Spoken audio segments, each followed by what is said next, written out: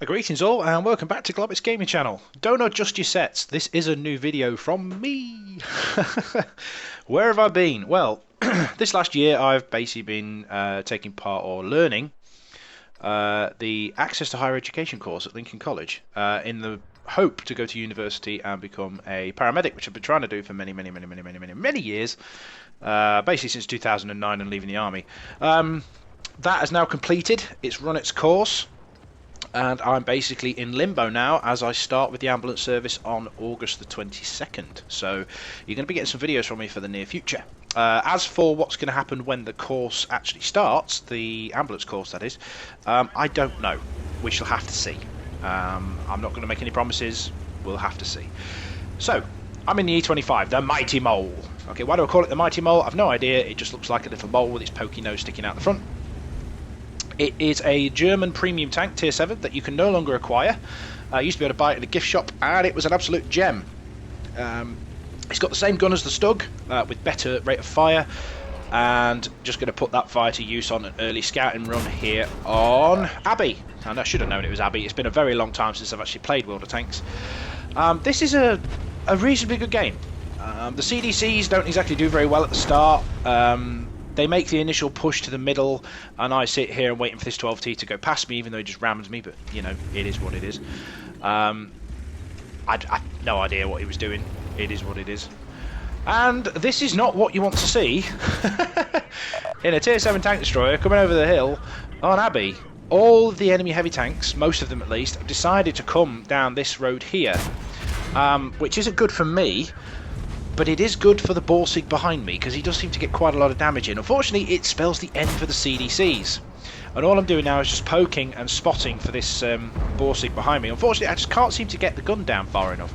I think this tank has about 5 or 6 degrees of gun depression. It's usually enough for little ridge lines, but not... Well, that's enough. It's enough to get the Tiger in this position. I just need to shift over to the right slightly. Now... trading with a Tiger 1, not so good, but we can out DPM him. The rate of fire on this thing is absolutely phenomenal. It's got around about a 2.9 second reload in my setup. Now, just going to pause the game quickly and just zoom out. I didn't notice that Super Pershing when I first started. At this point now, I didn't actually see that Super Pershing. No idea why he's there.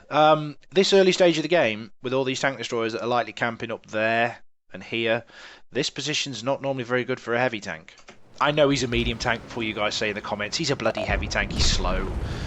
Okay, so, what do I do here? Well, I've got to be the eyes. That 12T has basically just signed his own death warrant, so I'm just going to basically just...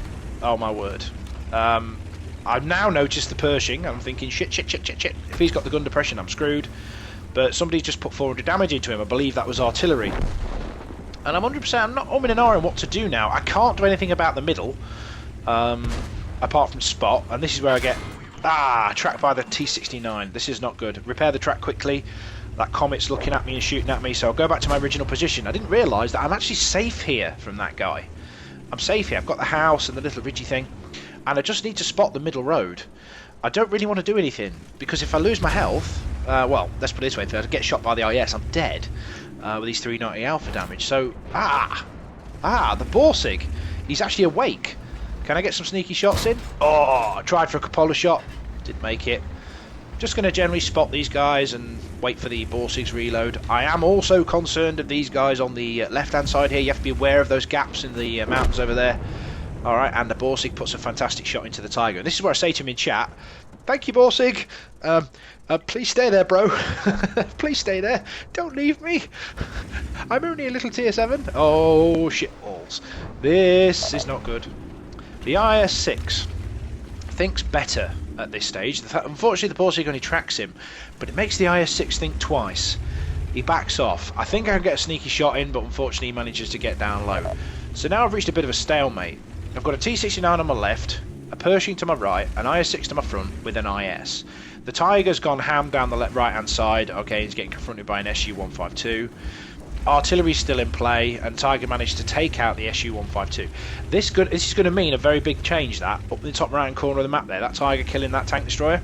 It means that the IS-6 goes back to try and defend his own cap. Now the KV-85 is not really a threat as such, because I think the Borsig can hit him, but he can proxy spot me. This isn't good with artillery in play. And I was trying my best to get a shot over the wall, but my tank's just not tall enough. Aye. Again, Borsig tells me to fall back. I understand what he wants me to do here, okay? He wants me to fall back and disengage, because what I'm thinking of doing now is the threat at the moment is that T-69 over there, okay? He can auto-clip the Borsig. He's got 4 shells doing 240 alpha damage, which means he's got potential of around about 960, give or take. So he can easily clip the Borsig. The Borsig's worried. So what I'm going to do is I'm going to give the T-69 something to shoot at. And there you go, there's the IS-6 in the top right corner. I'm going to give the T-69 something to shoot at. Now, the thing about this tank is it's a tank destroyer that before the nerf, this is important, tank destroyers were nerfed a while back with regards to their losing their camo value when they fire.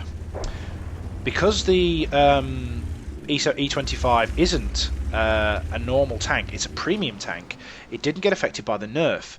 I believe because Wargaming can't alter a product that you actually buy. The things that you get in game, you unlock them, but you actually physically buy premium tanks, and they can't technically nerf them. Otherwise, that means that you're entitled, by UK law at least, to a refund. Because if it's altered, it wasn't the product you bought. So that means that it still retains its camo value while it's firing. So this thing can sit at a decent distance away from other tanks, blazing away with impunity, and it can't actually get spotted. And it's absolutely broken if you play it properly. But I'm not playing it properly, because what I should be doing here is backing off behind the bushes and then firing when the bushes are opaque. But what I'm doing is I'm baiting the T-69 shots. I want him to fire at me. So then hopefully somebody can take him out. Hopefully, well, I thought it was going to be the Borsig, but the GW Panther manages to kill him.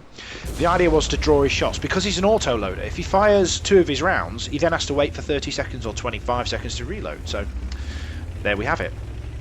That was my thinking there. So what do we do now? Well, the IS-6 was last spotted at the top of the base. Chances are he's coming down the 8 line. So what I'm going to do, I'm just going to have a quick look-see if anybody's coming down the middle. The Borsig signals he's going to H3. So I'm going to have a bit of a look-see down the middle, using the bushes just here. Be careful of that gap by my left track. Alright, there's a gap there. That can actually get you spotted. Let's see what I can see. Oh, an ALC. Now, for some reason, I don't actually see him until about now. I could have probably got 2 shots into him there. But what I've basically done, I've got spotted. That was a mistake. Because now this Pershing can shoot at me. Thankfully, he donks his shot. But then there's still artillery in play. Okay, so you need to be worried about that. They're blind firing the bush thinking I'm still there, and artillery is also blind firing, so I know artillery's on the reload now. And where the bloody hell's he gone? I switched to an APCR round. For the simple reason, the APCR shells on this tank have, let's have a look, 194mm of penetration compared to 150. 194 is kind of about what you want to shoot the cupola of a Pershing. I think you can get through with a little bit less, but I've got a serious amount of pressure on me now. Okay, we're 4 against 5. Now I signal to the Tiger, right, that the IS is going to come down that lane. As soon as I spot him, I move. I need to react. Tiger 2 versus an IS-6. My money is on the IS-6 for simple reason, armour. The Tiger 2 is more likely going to get artillery as well, so what I'm going to do is I'm going to be sneaky. Now this is the other good thing about the E-25. It's very, very mobile. Top speed 64 kilometers an hour, and it does not get there quick as well.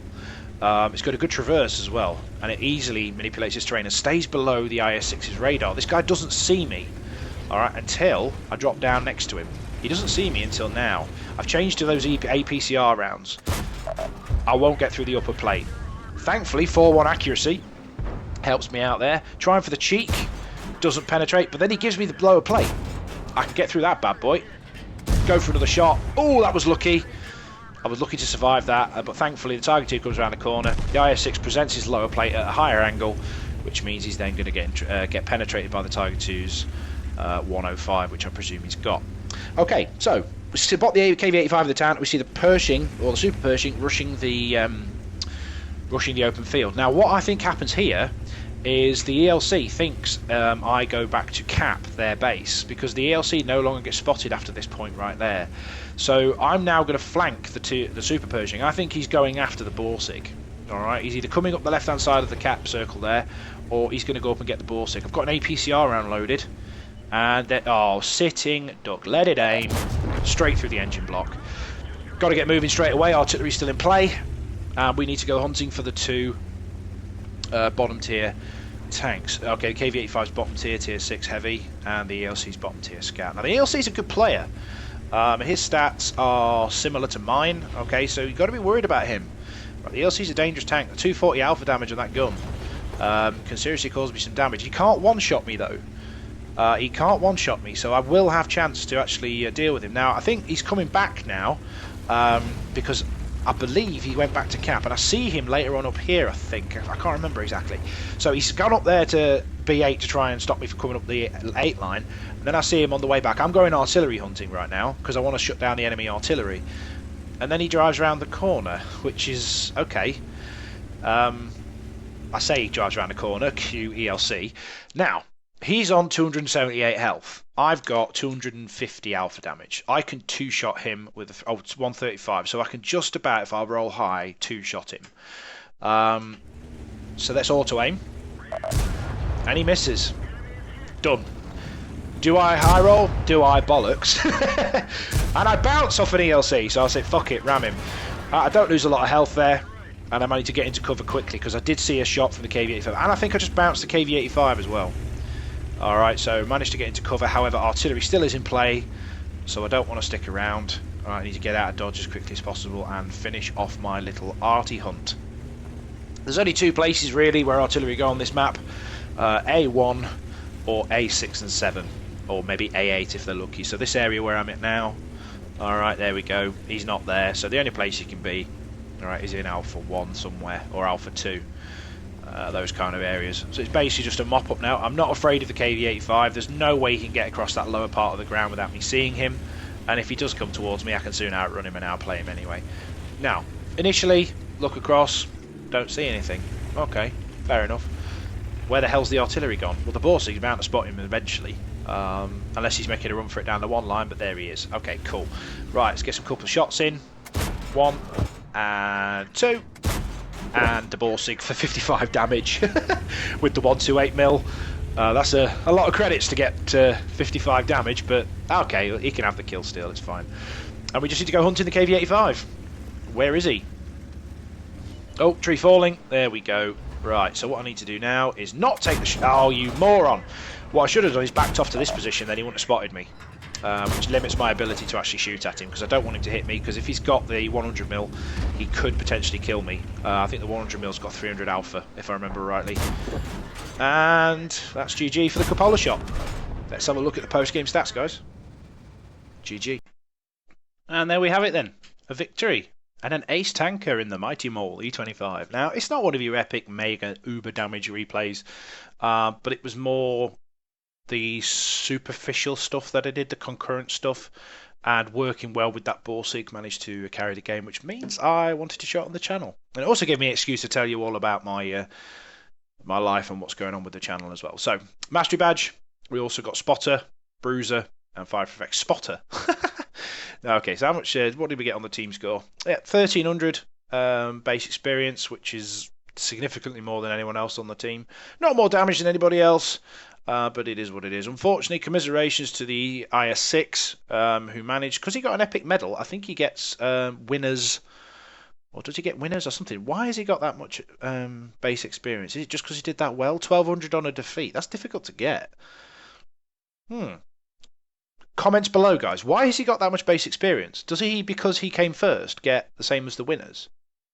Is that one of the changes they've made? I don't know. Anyway, we digress. So, detailed report, not the greatest accuracy. Well, accuracy was okay. Penetration-wise, not so much. When you've only got 150 penetration at tier 8, okay, you're not supposed to penetrate all of your shots.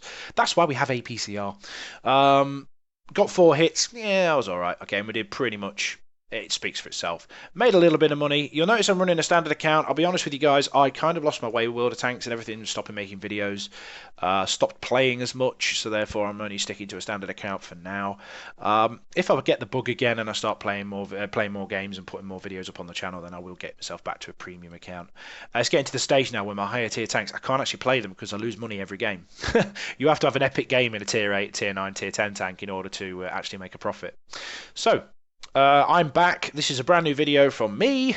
Alright, it's been an absolute pleasure at college. I do miss you guys though, so I hopefully we're making a few more videos. Hit me up in the comments below, let me know how you've been, what you've been up to, and what you want to see from me from the channel. I'll take care and I'll see you next time, guys. Bye now.